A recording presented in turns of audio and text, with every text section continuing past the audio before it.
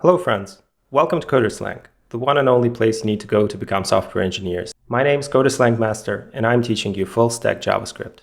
This is the first video of the series called Learn JavaScript, aimed at helping you with your first steps in the JavaScript world. We're going to start with the basics. You'll learn how to create JavaScript programs and how to run them.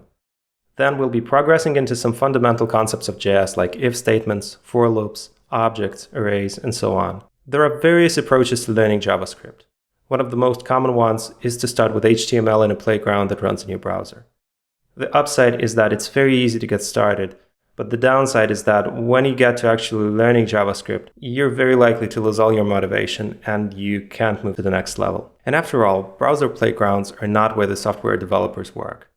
We all use professional tools, so I suggest a different approach. From the very beginning, you'll start coding in a professional IDE, the interactive development environment, and we'll actually pick the most popular one in the JS world, Visual Studio Code. Then you're going to start learning JavaScript without any HTML distractions. So here are the steps. The first one would be to download and install VS Code. All the steps that I take are described in the blog at learn.coderslang.com in an article that's called How to Set Up Coderslang Extension for Visual Studio Code. So the first step is to install Node.js and npm. The instructions for your operating system may differ a little, but ultimately what you want is clicking one of those green buttons to install Node.js on your computer. I'm not showing you how I install Node.js because the process will differ depending on your operating system. So after downloading the package, the installer, or whatever, depending on your operating system, you have to run it and install it on your computer. Then the second step is to download and install Visual Studio Code. As you can see, once again, the installers are available for all major operating systems, which are macOS, Windows, and Linux. Once you've installed Visual Studio Code, you should run it.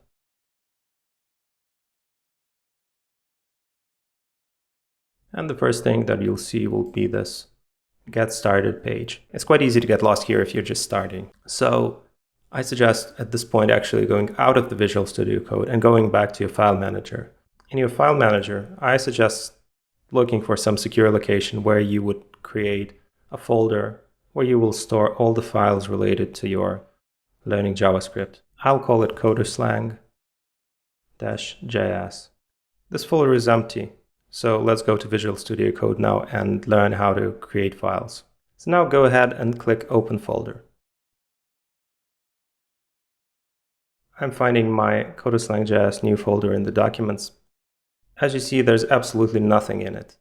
So there are a couple of options. I can either create a new folder.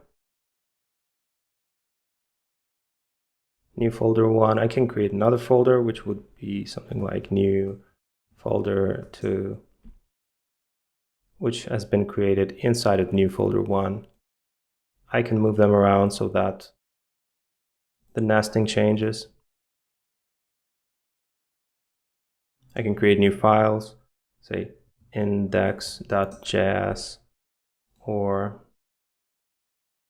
something like server.js, and I can move the files around as well, just by dragging and dropping them. I can move the folders as well, so now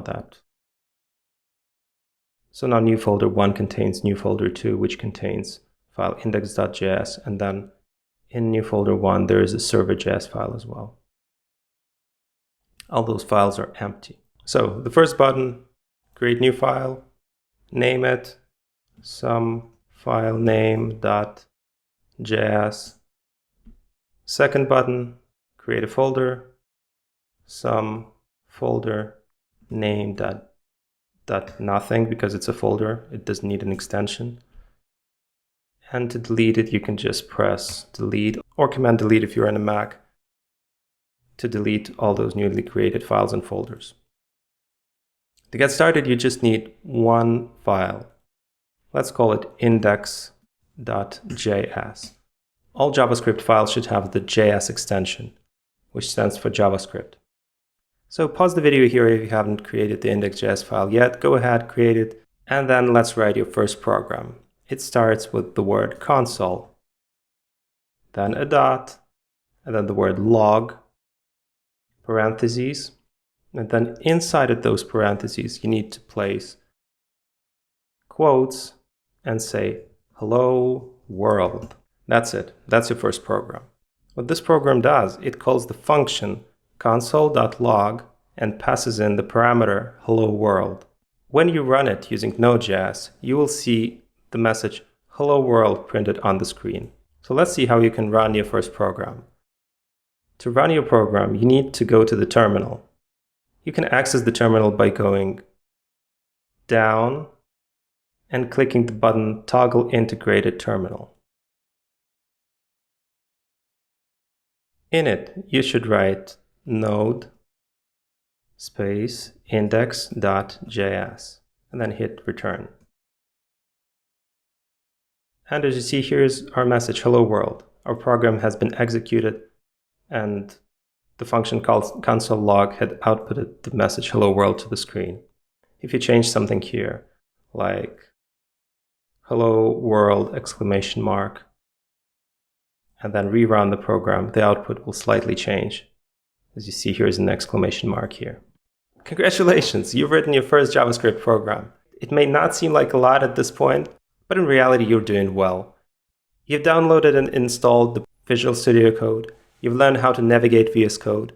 You've learned how to create files, folders, and you've actually created one JavaScript file, wrote some code in it, and learned how to run it using Node.js. So in the next lesson, you'll learn more about text output in JavaScript. Goodbye!